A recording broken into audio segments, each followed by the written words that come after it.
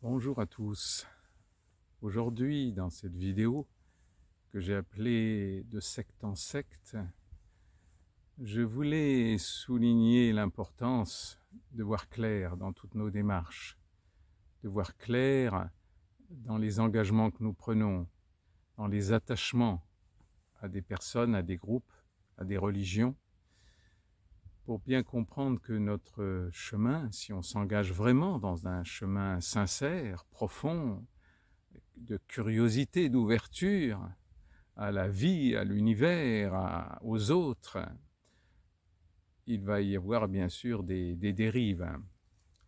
Et ces dérives, c'est ce que j'appelle de secte en secte, même si mon maître disait, au moins dans les sectes, il y a de l'amour. Oui, l'amour, ça c'est toujours bon à prendre, hein, on n'en a jamais trop, et tout ce que vous pouvez recevoir comme amour, prenez-le.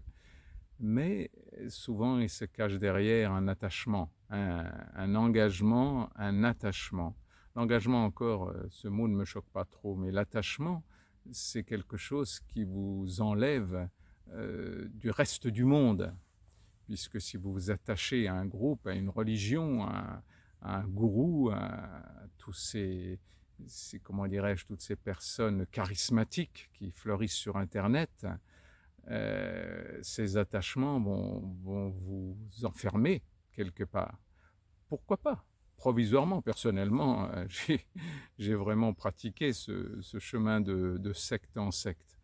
Et je le remercie d'ailleurs d'avoir expérimenté tout ce que j'ai expérimenté dans le chemin, même si j'ai beaucoup souffert, beaucoup souffert de toutes ces illusions que l'on m'apportait sur un plateau, car le vrai chemin est justement la libération de toutes nos illusions.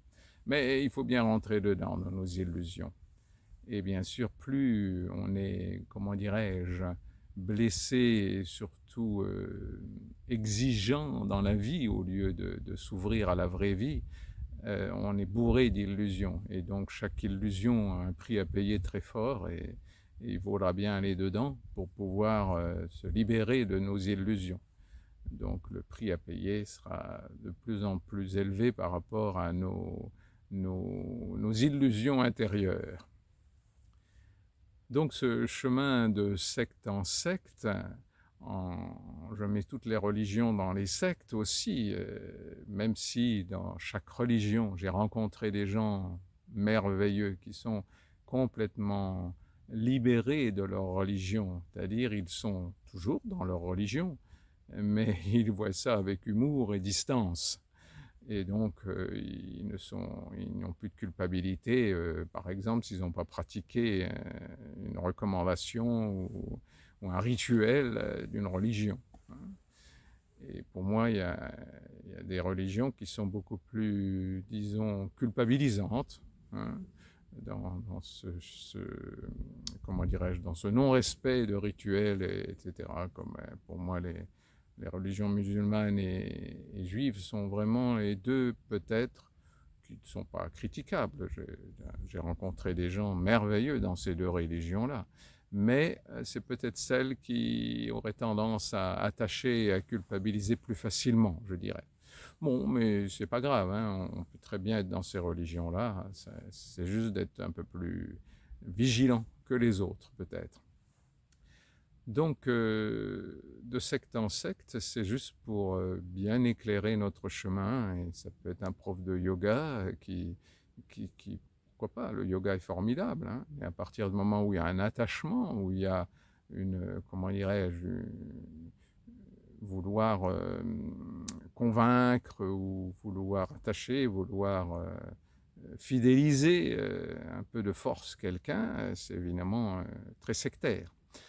Donc, dans tous les domaines, et je pense à Internet surtout en ce moment, avec carrément, on vous attache pour vous montrer comment vous maquiller, comment vous comporter, etc. Donc, voilà. Donc, il y a quand même dans la hiérarchie des sectes, vous avez des sectes très ouvertes et très peu, comment dire, fidélisantes, hein, où ils ne cherchent pas à vous attacher, et puis d'autres qui sont vraiment l'opposé.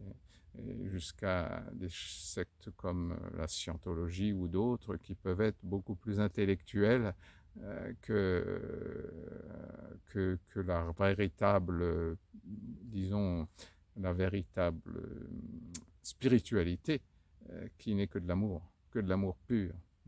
Donc tout ce qui est amour, c'est juste, tout ce qui est attachement, c'est sectaire, et voilà. Mais on a tout à fait le droit de s'attacher, puisque quelque part c'est pour découvrir cet attachement que nous avons, mais il est à l'univers entier, il n'est pas un groupe de personnes, il n'est pas une religion, il n'y a une personne bien sûr.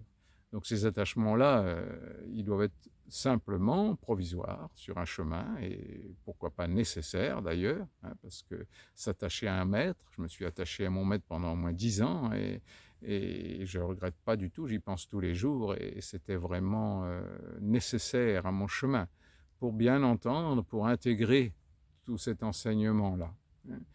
Mais je me suis toujours senti libre, même si quelque part, quand j'ai mis une certaine distance, ça a été très dur pour moi. Donc voilà, en suivant les personnes avec qui